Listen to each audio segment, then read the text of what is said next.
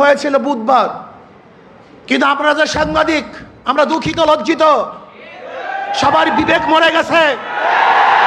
বাংলাদেশের বিবেক বলতে কিচ্ছু নাই।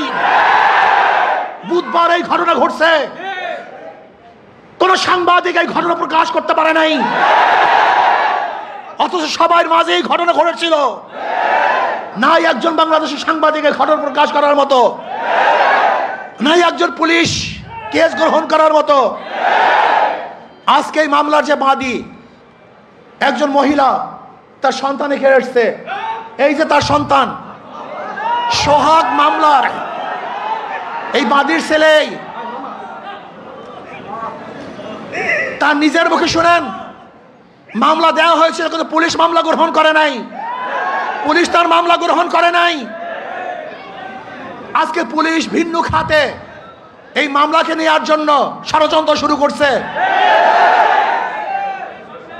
সব জায়গায় চাঁদাবাজি, শরিয়াতপুর বাস সব বন্ধ।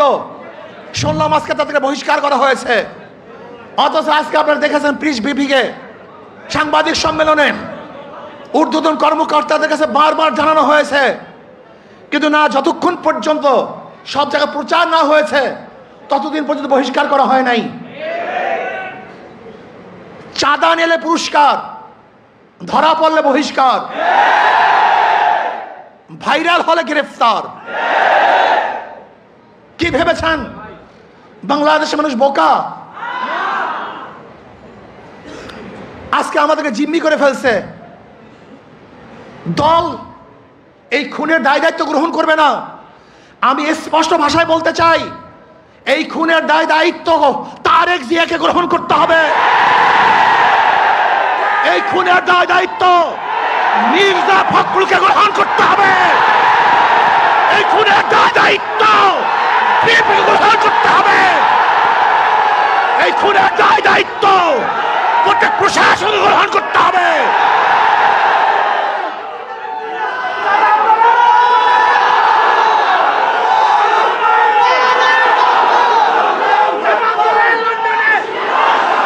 শোনেন,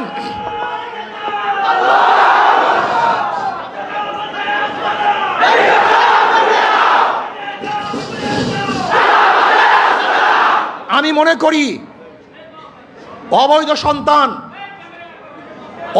সন্তান জন্ম হওয়ার আগেই তার মৃত্যু কামনা করে। আজকে বিএনপি ক্ষমতায় যাওয়ার আগেই তার পতন কামনা করে বাংলাদেশের মানুষ চায় না এই চাঁদাবাজ, দখলদার, খুনি, ধর্ষক, জালেমের গোষ্ঠী বাংলাদেশের মাঝখানে বসুক। বাংলাদেশের একজন মানুষ চায় না। আমি ঘুমাতে পারি নাই, ওই দৃশ্য দেখ, আল্লাহর কসম, আমি শুধু ওই দৃশ্যই আমার চোখের সামনে ভাসছিল। আমি বিশ্বাস করতে পারি নাই মানুষ শুধু জালেম কিভাবে হয়, এত অত্যাচার কিভাবে হয়। জালেমের গোষ্ঠী, খুনির গোষ্ঠী। শোনো, এক আবু সাইদের হত্যায় আওয়ামী লীগের মাসনাদকে ধ্বংস করে ফেলেছে। লিখে রাখো, 100 হত্যায় বিএনপির মাসনাদ তসনাদ হয়ে গেছে।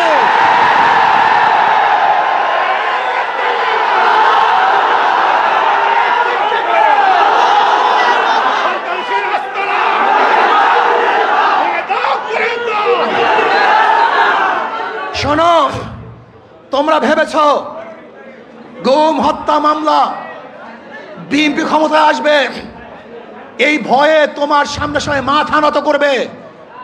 শিয়াল মাথা নত করতে পারে, ইঁদুর তোমার সামনে মাথা নত করতে পারে, লুবিরা তোমার সামনে মাথা নত করতে পারে, দুর্নীতিবাজরা তোমার পায়ের মধ্যে তৈল মাধ্যম করতে পারে। অবৈধ ক্ষমতার যারা স্বপ্ন দেখে তারা তোমার সামনে গিয়ে মাথা নত করতে পারে, কিন্তু বাঘ তোমার সামনে মাথা নত করবে না। সিংহ তোমার সামনে দুর্বল হবে না। আদর্শবান ব্যক্তিরা তোমাকে কোনো অবস্থাতেই পছন্দ করবে না। ভাইরা আমার, আমি মানুষের বিবেক দেখছি। এই ঘটনা ঘটাবার পরেও বিবেকবান মানুষ যারা নিজেদেরকে শিক্ষিত দাবি করে, ওরা কিভাবে বিএনপি আওয়ামী লীগ করে আমার বুঝে আসে না। ওরা শিক্ষিত নয়, ওরা জ্ঞান পাপী। জ্ঞান পাপী ছাড়া এই দুর্নীতিবাজ ধর্ষক খুনিদের সাথে কোনো মানুষের সম্পর্ক থাকতে পারে না। আমি মনে করি এই আওয়ামী লীগ বিএনপি যারা করে তারা সবাই ধর্ষকের সমর্থক, খুনের সমর্থক, চাঁদার সমর্থক, দখলদারি সমর্থক। কোন ভদ্র মানুষ যাদের মধ্যে ভদ্রতা আছে, আদর্শবান যারা আদর্শ লালন করে, যারা জাতিকে মুক্তি দিতে চায়, এই বাংলাদেশকে গোটা দুনিয়ার সামনে উঁচু করতে চায়, তারা কোনো অবস্থাতে আওয়ামী লীগ বিএনপি করতে পারে না। আজকে আমরা বিবেক হারা হয়ে গেছি। যারা সাংবাদিক তারা বিবেক হারা, যারা বুদ্ধিজীবী বিবেক হারা, যারা প্রশাসক বিবেক হারা। এই বাংলাদেশকে নতুন ভাবে করতে হবে, মানুষকে আদর্শবান করতে হবে। আমাদের উপায় নেই, পচে গেছি আমরা দুর্গন্ধযুক্ত, আমরা নষ্ট। এদের সাথে যারা মিলবে তারা দুর্গন্ধযুক্ত হয়ে যাবে। এটা সংক্রমণ ব্যাধি হয়ে গেছে। এই দলগুলির মধ্যে যারা থাকে, যারা আসছে, একজন ভালো আদর্শ নিয়ে বের হতে পারে নাই। আমার যুবক বন্ধুকে বলবো, আদর্শবান হও, নীতিবান হও। এই দেশকে বিনির্মাণ করতে হবে, এই দেশকে গড়তে হবে, মানুষকে আশ্রয় দিতে হবে, জুলুম মুক্ত দেশ করতে হবে, চাঁদা মুক্ত দেশ করতে হবে, সন্ত্রাস মুক্ত দেশ চাই।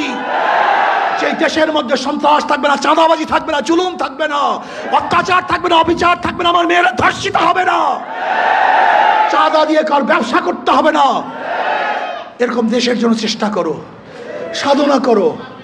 ইনশাআল্লাহ ইসলামী আন্দোলন বাংলাদেশ পারবে এই দেশকে একদিন শান্তি দিতে, মুক্তি দিতে।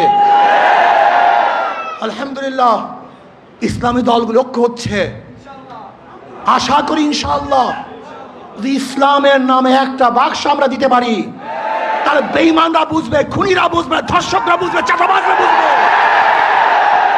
কত ধানে কত চাল।